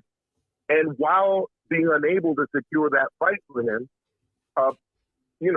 Bob Arum took to the stage and trashed his fighter. Now, he has done this in the past. He did it to Rigo. And, I heard someone who I respect a lot, a guy who has another channel, saying, well, all of the stuff he said about Rigo was true. The stuff he said about Crawford was true. That's fine. I mean, if I'm a defense attorney and I have a client that drinks a lot, it may be true that he drinks a lot, but if I'm running around telling everyone that he drinks a lot while I'm defending him on a DUI case, that's malpractice. And I'm opening up myself to serious lawsuits by trashing the man's name, regardless of if it's true or not. You are his client. You've got a job to do. Like you can't be trashing someone that you're supposed to be providing a professional service for. And that's what he's done. And you could make an argument, if you're Crawford and his team, that by trashing me, you have essentially, dwindled down my value as a professional fighter. You have made it more difficult now for me to market myself to other promoters. And quite frankly, who's signing Crawford right now? Not that many people. Why? Well, I lost all this money on him. I could have bought a house in Beverly Hills. Rigo makes people vomit when I bring his name up. He's a boring fighter. Okay, maybe these things are true. The fact is, you've got a contract with him. You can't be saying these type of things when you have a contract with someone to provide a professional service on their behalf. It's that simple. And to Joe's point, the world is much bigger than the United States. MTK Global is a management company. They have Jojo Diaz under contract. He's a Golden Boy fighter. They've got people under contract to fight for a lot of different promotions. Not just Top Rank, by the way. So yeah, I mean, just because he says F you to Top Rank, I'm suing Top Rank, that doesn't necessarily close the doors on him doing business with other people. I'll just leave it there for now. They don't, but it's going to make it more difficult. And to your point about the lawsuit, I agree. Listen, I think I hate when promoters come out against their talent. I just think it's uncalled for. I think you're supposed to be doing a job. You're supposed to be helping these guys. And, a lot of times maybe they come out and lash out against the promoters first. You're supposed to be the bigger person here. You're the company, not them. I get that. But as far as, wouldn't the lawsuit be better if he claimed bias, not racial bias? Wouldn't it have a better chance of succeeding? Well, I mean, it's going to be hard to pin racial bias on Top Rank, yes? Eric, I hear that, but that's only one of I keep things saying that that. he cites, and it's interesting to me that look, we live in the era of identity politics. We live in the era of every issue in society is the result of race or transgender or you name the other buzz issue, but it doesn't discount the fact that there are other things going on. And in this case, the other thing that went on, and this is the major thing, if you actually read through all of the allegations, better read it all. The man trashed his name while he was signed to them. He trashed his name. I mean, you cannot do that if you were contracted to be working with someone, it's that simple. Can I interrupt real quick, Maestro? I'm just going to ask you a hypothetical question, Eric. You're sure, man. Go for it. If you're Terence Crawford and you wanted the Manny Pacquiao fight, and you heard your promoter say, I blocked that fight because I didn't want Manny Pacquiao to get hurt. Are you angry after hearing that if you're Terence? Because what I'm trying to do, when I be objective, I try to I'm putting myself in both people's shoes. If I'm in Bob Arum's shoes, I 100% am not talking about my fighter that way if he's under contract. I just wouldn't do it. No. Then I'm putting myself in Terence Crawford's shoes. See? So I'm trying to really empathize with both people and look through the situation in each person's lens, right? If I'm Terence Crawford and I hear that interview, right? And I hear him with Marcos Villegas saying those things, I would fucking flip out.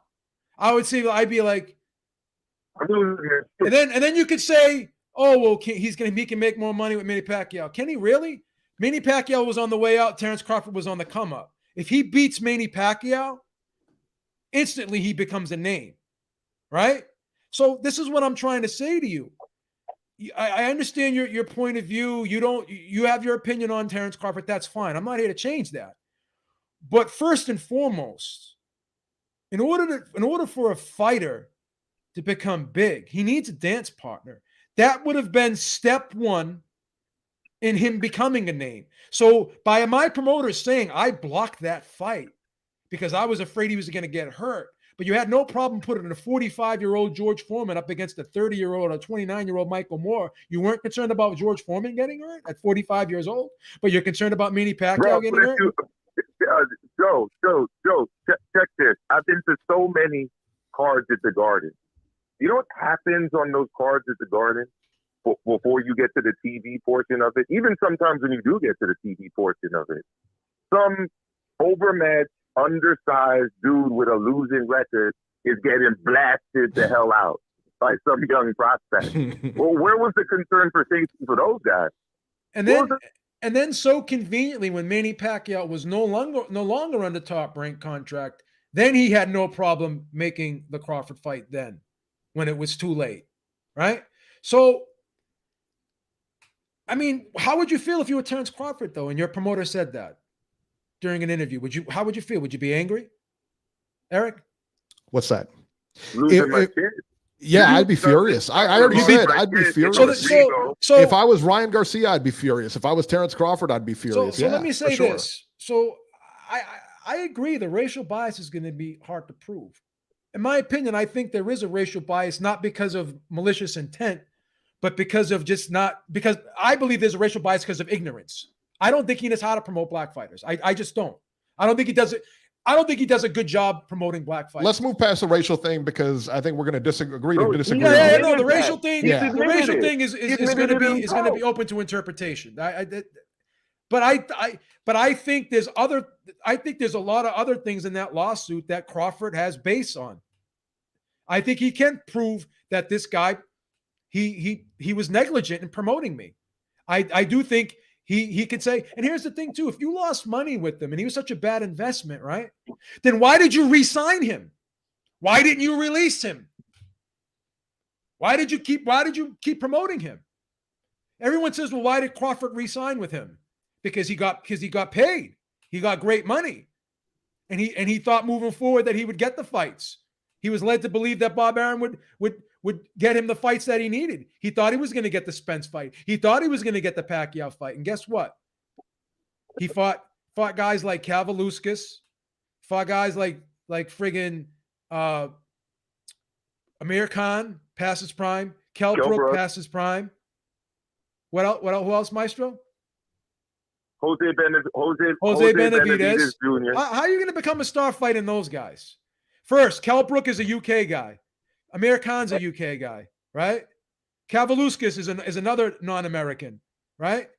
Well, I'm not saying that to be disparaging to non-American fighters, but they're just not. Those aren't the names you're going to build a guy on.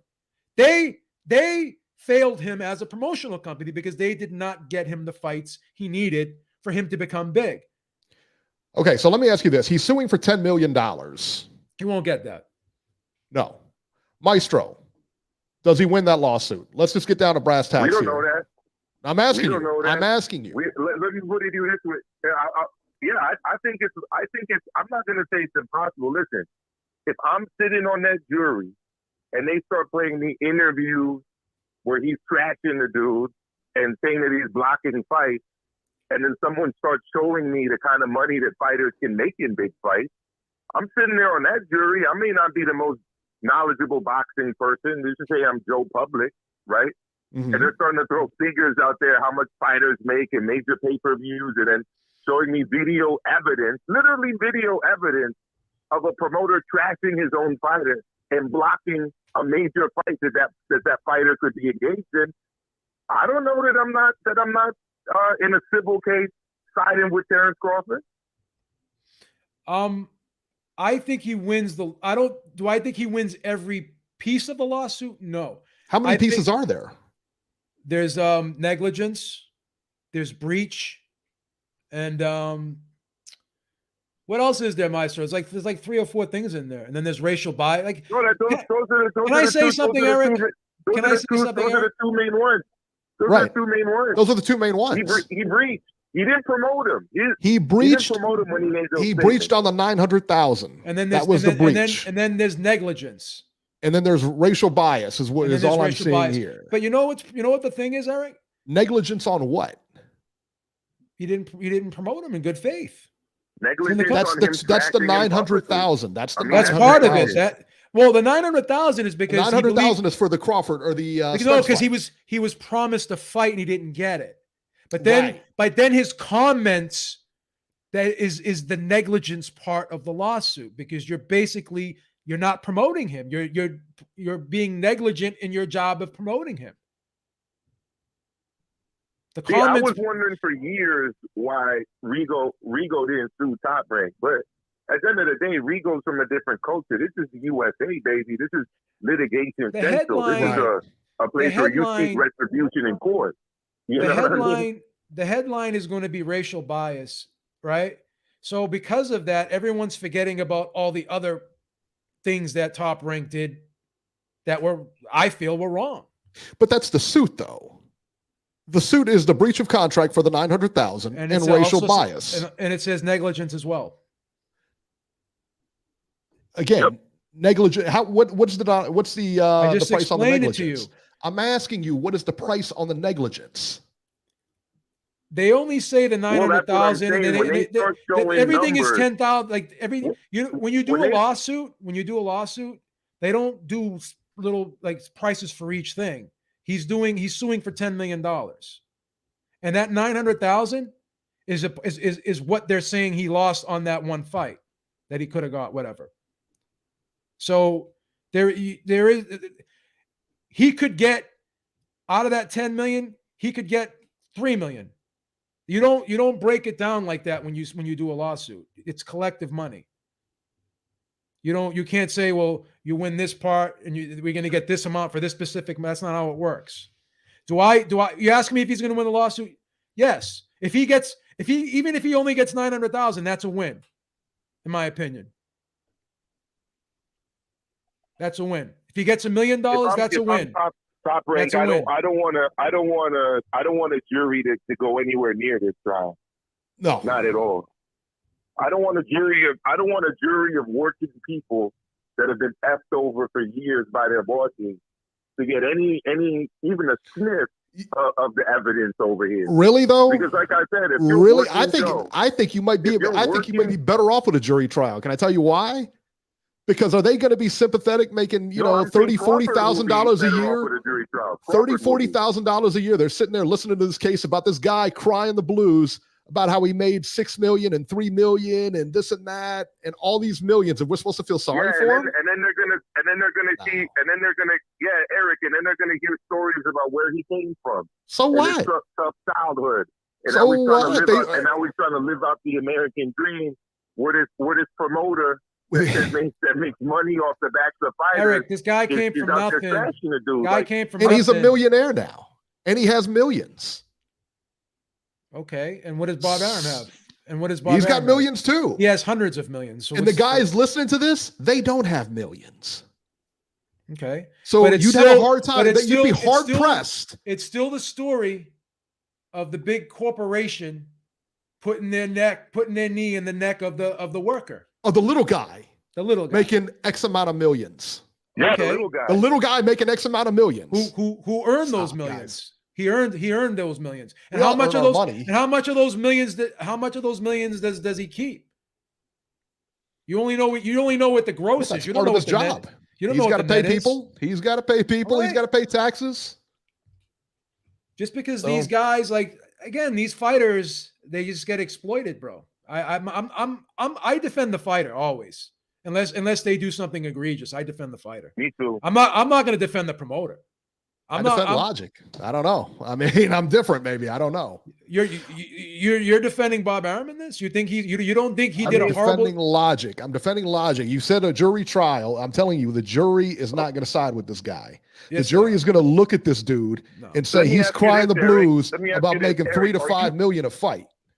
Come on, man. Really? Are you okay? Are you okay? Are you okay with the comments that Bob Arum has made about Rigo and about Crawford? No, I'm not. How much do you think he would have made if he got the Spence fight and the Pacquiao fight, though? How much was left on the table? The Spence fight? I don't know. How much do you think he would have got for the Pacquiao fight? What do you think? Maybe 10 for the Spence fight? I think he would have gotten at least 7 or 8 for the Spence fight. Maybe I think he would have got 10. I think he would have got 10, and I think he would have got about 10 for the Pacquiao fight. But see, I don't know that he would have got about. I don't know. I don't know. I honestly don't know. If he's getting 6 to fight, if he's getting 6 to fight, Sean, if he's getting 6 to fight Sean Porter, you don't think he's getting 10 to fight Pacquiao? All right, Maestro, we'll talk to you, man. Thanks so much for calling in. We appreciate it. No, but wait, hold up, Eric. I got to get running because I got to get to my Manscaped in before the start of the week. Nice. You know what I mean? So I love need it. everyone to do what I did. They got to pick up that performance pack. You know, they got to use the code Ringside Reporter, get that free shipping, get that 20% off. I got to get the Manscaped and talk to you guys later. All right, my man. Thank you so much. Yeah, he got 6 million to fight Porter. I think he would have gotten at least 10 for Pacquiao. Right. Nobody's crying the blues for Terence Crawford. Nobody's crying the blues for this guy. You know, he's the little guy. Really? He's the little guy. Stop it. Well, stop. He was not promoted properly, Eric. The little guy. You think Bob Listen, Arum anybody who makes $6 million ain't the little guy, son. Did Bob Arum do a good job promoting him? He's getting him $6 million. Yeah, probably. If somebody gave you $6 million, did they do a good job promoting you? Not if I can't argue with $6 million. Not if I could have got 10. Yeah, well, hey, start promoting yourself. You think Bob Arum did a good job promoting Terence Crawford? Yes or no? If he's getting him $6 million a fight, he's getting him $6 million. Yeah. You think Bob Arum got him the fights he needed to make him become a star? Did he get him? No, because he needed the Spence fight to become a star. Do you think Bob Arum failed him as a promoter? Yes or no? From a monetary standpoint, no. From a star standpoint, yes. Okay. I think that's what I think. I think he did. Because I think from a star standpoint, it does take 2 to tango. Yeah. Promoters got to shoulder some, but you also got to have a personality. He didn't get him the matchups. He didn't get him the matchups. Yeah. Yeah, that's fair. So he failed as a promoter. How much money did he make? But he won it. But Can you really say he failed as a promoter when he's a millionaire, a multi-millionaire? But he won every fight, and got 9. He's on a 9. Give me Terence Crawford problems all day long. Give me Terence Crawford's problems all day. Let me be the little guy. But Eric, if that's the little guy, let me be the little guy. Here's the thing. Come on. Here's the thing, Eric. You got to look at the lifestyle, the family, like you got to look at what he's doing for a living. Like he should be paid for what he's doing. Like if you are social teachers and soldiers and doctors and everybody else. I agree. But nobody if is packing the arenas to watch a teacher teach or a doctor do surgery. This is what he chose, just like it's what they chose. But if you are a world-class fighter, right? Mm-hmm. You're a 3-division world champion. Hold on. Go ahead. Let me finish the point. I'm going to address this. You're a 3-division world champion. You're an undisputed champion. You're a Hall of Fame, world-class, elite fighter. Then you should get paid like an elite, world-class, Hall of Fame. $6 million's on elite? For 48 minutes of work? He did not get the Spence fight or the Pacquiao fight. But he got paid $6 million for 48 minutes. Okay. Where are you going to get that at? Bob Arum promised him that. But Bob Arum also Bob Arum promised him the Pacquiao fight and the Spence fight, and he didn't deliver. No. But he delivered on a lot of other fights. But if you're, and he made a lot of money. What you don't understand. So why is he crying? Why is Bob Arum crying that he's lost money on him? Because he's being sued. He didn't start talking shit about Crawford before he was being sued. Come on, Eric. No, he did. He did. So you don't kind of think this is warranted a little bit if Arum's going to do what he did. You don't think if you were Crawford, you wouldn't do what you're doing right now. Okay, first of all, Robbie just texted me and said a 12-round fight is 36 minutes. Actually, it is 48 minutes because you're counting the rest time in between. You count the minute afterwards. That's 48 minutes, Robert. Yeah, it's 48 minutes. You. Suck that's it. Fine. Why? Who said it wasn't 48 minutes? Robert's texting me. He does this little famous text to trying to correct everybody. Mel says it's not all about the money, Eric. Bro, it's all about the money, and that's Eric, all it is. Why do you think these guys get in the ring? But Eric, you know what the thing? That would be like someone like you and I complain about work sometimes, right? Yeah, we could complain about it all the time. Yeah, so sure. that would be like a guy like who works, with all due respect, I'm not saying this is bad. So that then if like a guy who works at McDonald's sees us complaining about work, then they're going to turn around and say, well, these guys are making such and such. Look what I make. Why are they complaining? So everyone has different brackets, economic brackets. So if he's making $6 million and he should be making $10 million, I mean, he's got an argument there. He should be paid. He should be paid for what, for his worth. If he feels as though he's not getting what he was promised, then why doesn't he have a right to complain about that? I'm just saying, you're not going to get a whole lot of sympathy out of me when you're making that much money. And you're not going to get any sympathy out of the average person when you're making that much money. 508, Georgie, you're live. Hey, yo, what's happening, people? Georgie. Yo. He's going to be good. Yo, check this out, Eric. If they happen to pick me or any other hardcore fans, well, I'm not even a hardcore, I'm semi-hardcore fan of boxing, and that motherfucker sit there in the jury and hear about how didn't he fucking Crawford became a champion with Bob, became undisputed with Bob, became champion again another division with Bob, the highest paid welterweight in the fucking world. It's hard to say he didn't do right by him. Yeah, it's tough. And now my man is a racist piece of shit who fucked me my whole career. Brother, you must be ridiculous stupid that any single fucking any person gonna sympathize with that shit. One jury out of the 12 who happens to know a little bit of boxing, he's fucked. Okay, get the fuck out of here with your crying ass fucking victim millionaire shit. Now let's go with this fucking ridiculous that fucking maestro talking about. What was his fucking low IQ shit? He said the truth about fucking Rigo. Even when I defend Rigo at the time, guess what? Bob was right. So what they're gonna say? Oh, but you're supposed to represent it. So what? You want me to lie on the dude? That will be the counter argument, and I'm lying. No, you're not lying. Okay, so what the fuck you talking about? You're supposed to represent it by truth. You don't supposed to represent him by lying. Let's get that straight. Truth matters, of course. And the truth is, yes, Rigo was boring, and time proved him right. Ruiz, he fought AJ. Bro, what you think about Ruiz? He's a lazy fat fuck. Rematch came, what happened? Ruiz was a lazy fat fuck. He was right again. So, well, these examples, they're not examples. How could you say these are examples, baby? Corporate sellout, you are. Go ahead, baby. You're a corporate sellout. You're a corporate sellout. You probably love Nike paying those people over in fucking Thailand fucking 13 cents a day, you corporate sellout. I'm a blue collar man. I vote for I'm for the worker. Top Rank would not exist without Baby, fighters. Logic. Come on now, but let's go. Top Rank. Bob Arum's never got in the ring and took. Bob Arum's. You and Eric are corporate sellouts, man. You're a bunch of corporate shills.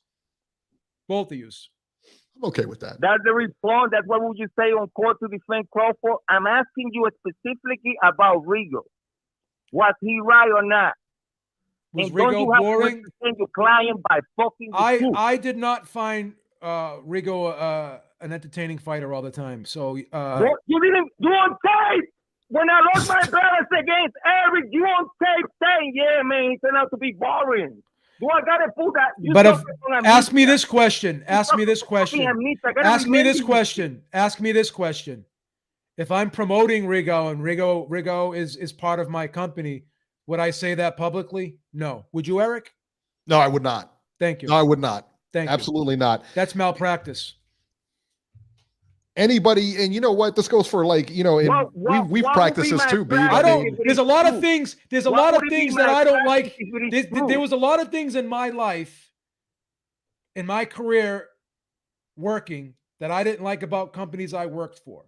There's a lot of things I didn't like about the bosses that I worked for. There's a lot of things I didn't like about the employees I worked with when I was a manager. I didn't go to meetings. I didn't go to events and speak poorly about anyone that I worked with, because that's not, it's bad etiquette. It's bad. It's unprofessional. So what Bob Arum did was malpractice. It is illegal. The question is if it is illegal. If it is illegal, if I'm could be negligent to do that. It's negligence. Can we agree that Bob Arum, there's a case for Bob Arum committing negligence here? Yeah. Oh, absolutely, we can. The racial bias thing, the racial bias thing is going to be very hard to prove. I don't think he'll win that. Honestly, I don't think he'll win that part of the case. I think he's got a strong case for the negligence, and I think he's got a case for the breach of contract. I don't believe he'll win the racial bias. I don't believe he'll win the racial bias component of the case. I agree with you there. Now, I do agree that there could be racial bias, but I don't think it's with malicious intent, and I don't think it's not going to be proven. It's not going to be proven. Yeah. I agree. So I agree. I don't think he's going to win that component of it. When you ask me if he's going to win the case, yes, I think he'll win some components of the case. Yes. He won't get the 10 million he's asking for. He won't get the 10 million. But again, he won't even get 1 million that he's asking for. Maybe. I don't know. I don't know either. It's just all speculation on our part. Don King got sued by what's his name there? Tim Witherspoon, and no one thought he was going to win. He got 3 million. And that was the first time Don King ever lost. I think at the end, right. I think Crawford will get $1 million. Can I be honest with you? This is my prediction. Yeah. I think Crawford will get $1 million. You know what I think? Yeah. I think they settle out of court. Here's where I agree with you. Okay. Yep. I think they're going to settle out of court. That's what I think. And I think in return, he's going to get the Josh Taylor fight. And he's going to have to do like a non-disclosure. I still think he can get. I don't think he's going to get any money from that lawsuit. No, he'll get money. What I think is going to happen is that he gets that Josh Taylor fight if he drops the lawsuit. And that Josh Taylor fight is going to be worth a lot more than that lawsuit. He'll get money and he'll get the Josh Taylor fight. I believe. What's this, Georgie? Nobody gonna know what Crawford gonna get. We're not gonna know if he get $1 million, he get 2, he get his 900,000. We're not gonna know. It's gonna be undisclosed. I don't think he's gonna get anything. I think it'll be dropped. No, I don't think it's gonna be dropped. Yeah. All right, Georgie, we're gonna get running. 443. You're live. Troy. How you doing? It's Troy from Baltimore, man. Troy. Hi, Troy. What's the word, Troy? Hi, Troy. Yeah, I want to talk about Joe Smith. All right. Good change of pace. Trust me. Yeah, go ahead. Yeah, that's that's what the title of the show is about. So I'm gonna just stick with the title of the show. There you go. All right. You know, I've always said that out of the three top guys up here at 175, right? He should be the last one that anybody wants to fight. And then people are like, "Oh, you're crazy," but all of them are the first two are polished guys. You know, they work on a certain rhythm. Joe is instinctive, so you really don't know sometimes what punch is coming. But when the punch does come, he is a big puncher and he can take you up out of there. And he punches in bunches as well. He's not on a rhythm. He's just instinctive. So, you know, even if he means to throw, let's say he means to throw a hook sometime, he might throw a right hand. It's just an instinct. I would love if they could all get together, man, and just and just have one champion up there, 175. I think that'll be great for that weight class.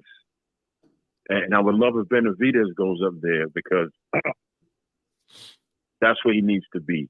He does not need to be at 168 killing himself where he can't make the weight. He needs to be up there.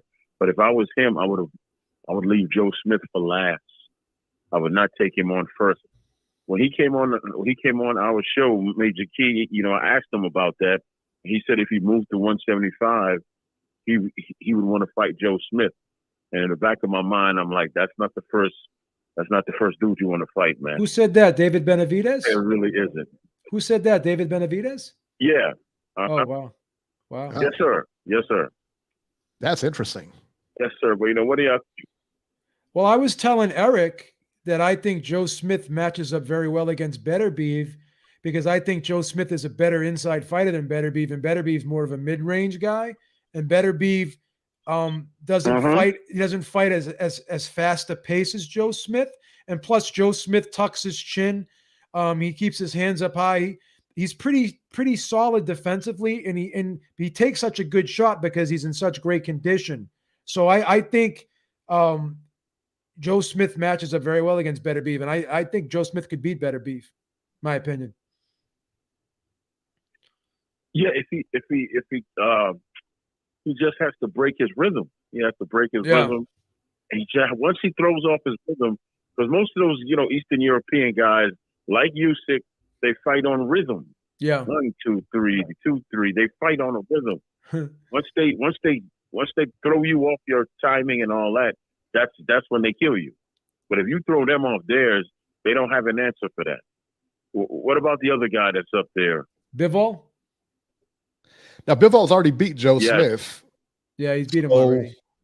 And he beat him pretty handily. Jaw, didn't he? Beat him cleanly, yeah. Yeah. Did he break his jaw? No. What's his name broke his jaw? No? Sullivan Barrera, I think, broke his jaw. Barrera's a tough guy, too. Yeah, Sullivan Barrera broke his jaw. I had my fighters confused. I didn't see that fight. How did that fight go with Bivol? It wasn't a wash, right? Was it a back and forth? Or was it was pretty. It was pretty. Yeah, Joe Smith brought it, but Bivol, he won. He beat him a lot by a wide margin. And where's he from? He's an Eastern European fighter. Is he Russian? He looks kind of Asian, doesn't he? Like the other. Siberia or something? Where's he from? I thought he was from Kazakhstan. Kazakhstan. I think he's from Kazakhstan. I think he's like from where that area, too, right? Yeah. Yeah. He's kind of big too, isn't he? Yeah, he's tall. He's a big guy, right? Tall guy. Yeah. Tall is what I mean. So, like I said, man, if we could get a nice tournament up there and all of them come together, man, and give us one champion, that'll probably motivate like a guy like Canelo to come to 175 and have that one fight, because then he could say he's the second man in history to ever be undisputed at two weight classes, if that happens. But if he has to go through all of them, he's not coming to 175. That's too much work. And all of them could punch. Every last one that I mentioned can punch. But if you get one champion, there's a chance he might come up there. So if anybody else at 175 pounds is listening that can make something happen, think about what I just said. Get all the belts, get undisputed.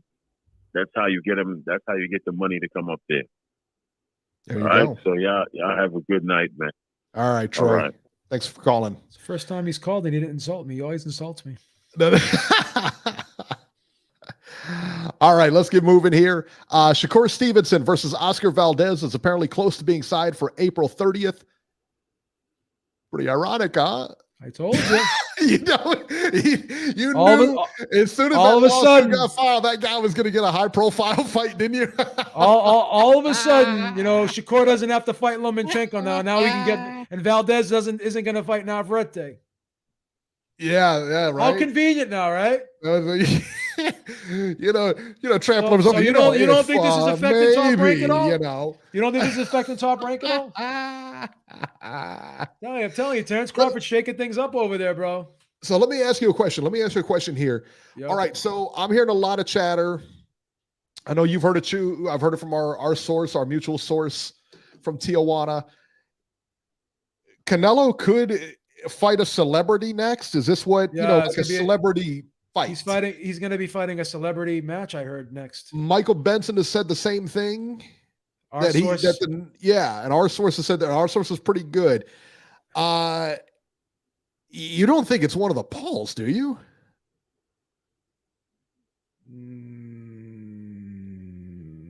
I don't think so. Oh my God. Like our source told us last week, right? Yeah. Yeah, we heard this last week. Everyone thinks we're full of shit, but our source has been coming through. Our source, let me tell you what, as far as Canelo goes, as far as all the Mexicans go, he's always on target. Yeah. Always on target. He's fighting a celebrity guy. So I hope that, you know, and obviously there's always room to move and everything like that. Hopefully it's not true. Hopefully he pivots from that and actually fights a real guy. He was supposed to fight, and what was his name? Makabu. Makabu. Yeah, he was supposed to fight that dude. Yeah. You know, would you rather? I don't know if I'd rather see him fight that or some kind of celebrity. I don't know. I'd rather see him fight. Well, you weren't crazy about the Makabu fight, were you? I was not even a little bit, but I'm even less crazy about a celebrity fight. Yeah. Speaking of celebrity fights, Floyd Mayweather is going to be fighting some exhibitions, according to him, this year. According to the 20-year-old Money Kicks, his real name is Rashad Belhaza. The negotiations with Mayweather are nearing an agreement for an 8-round bout on the helipad at the Burj Dubai Hotel, the Burj Arab Jumeirah Hotel in Dubai. It used to be called the Burj Dubai, I think. I don't know. That's crazy. I don't even know who this guy is. I don't know who Money Kicks is. I don't think he's ever fought before. I've seen pictures of him. I don't think he's ever fought before. What's he look like? Is he a formidable guy, or what's he look like? No, just real skinny, just looks like an average dude. Does he look like Robbie? Yeah, a lot like Robert. Yeah. I'd rather see Floyd fight Robert, you know? That's funny. Yeah, I don't know, man. So yeah, more Floyd nonsense to look forward to. Raleigh Romero, the allegations are now closed. A months-long investigation into allegations of sexual assault has concluded, with no charges to be filed against Raleigh Romero. Accusations, of course, were made last October by Isabel Zambrano. She accused him of sexual assault from a September 2020 encounter in the boxer's North Las Vegas apartment. Now, you and I disagreed on this, but you did make some good points about it. If you're Showtime, you are caught between a rock and a hard place here. It's tough to move forward if you're Showtime. Yeah. But the problem is the inconsistency. But Showtime never, like HBO put that Floyd fight on when he was being charged for domestic abuse. It wasn't Showtime. Mm-hmm. And the whole thing with Tank, when he was on video doing that, no charges were brought. There wasn't a case. So I don't think we can look at Showtime as being inconsistent here, because they, you know, like I said, there's been no case where a fighter under their banner was accused of something like this and they were able to fight. Like I know the whole Floyd situation, like I said, was an HBO thing, and people like to point at that Tank thing, and even the whole thing with Sergey Kovalev with his charges that were against him. Once again, he was, you know, HBO don't give a fuck. They'll put you on as long as you don't. With Showtime, well, Stephen S. There's a difference between Floyd Mayweather and Tank Davis and Raleigh Romero. Yeah. I mean, at the end of the day, man, it's going to be about the money. You know, I mean, it just is. Yeah, and then this girl, I guess there was a rumor that this girl came out and said that they bribed her to drop the lawsuit. I don't know, man. Listen, it is what it is, man. Mel says, Money Kicks is a teenage boy, son of a billionaire. He is popular on Instagram and inviting people like J-Lo and Fat Joe, whoever that is, and Kim K to their house in Dubai. There you go. How come I wasn't invited? I don't know. Oh, you're not Fat Joe, are you? No. You would not be Fat Joe. I would not. Do you know who Fat Joe is, Eric? Fat Joe. I do not. Oh, Who's Fat Joe? He's a great rapper. Is he? Is he like Tupac? No, he's not like Tupac. No, he's better than Tupac. He's not. You like him better? That's crazy, man. No, he's not Tupac. 90 seconds. Ah, shut up. I hate that girl, man. Yeah, she's not that nice. 90 seconds. 90. Dale's taking shots. What's that? You don't know Fat Joe? No, I don't know Fat Joe. Am I supposed to know him? I don't know him. He's more like Big Pun. I don't know who that is either. What's the matter with you guys? Jesus. You're not really into rap at all, huh, Eric? You don't like it too much, right? I know a few, you know, like I listen to some of it. I know like Tupac, and I know like NWA. I know like the 80s or the 90s, the early 90s rap, like the gangster type stuff. Yeah. But anymore, I don't know too much about like the newer guys. I don't know. Yeah, I know a lot of rappers. Kambosos returning in May. George Kambosos said to be fighting in May, and it will be in Australia. Lomachenko and Devin Haney seem to be front runners for the fight, but quite honestly, anything can happen, man. They're talking about, I've heard Gervonta Davis's name pop out. Ryan Garcia. My guess is Ryan Garcia would probably be the front runner for that. But for Kambosos? Yeah, for Kambosos. Really? Yeah. Money wise, yeah. You think so? I think Ryan Garcia, as far as money goes, he would get you the biggest return. Yeah, I do. Yeah. I don't know. And then Maris Bradis, did you see this? He got a tattoo of Jake Paul this week. It's corny. How corny is that? It's corny. You're not getting that fight. Nobody knows who you are. Yeah. Come on. So he got a tattoo that says Jake Paul. Now he's got to wear that for the rest of his years. Yeah. What's the matter with him? All right, guys, that'll do it for this edition of Ringside Reporter. As always, you can catch Joe Habib on Twitter at JHabib1 and find our YouTube channel at ringsidereporterlive.com. You can find me on Twitter at Ringside73, and we will see you guys next week.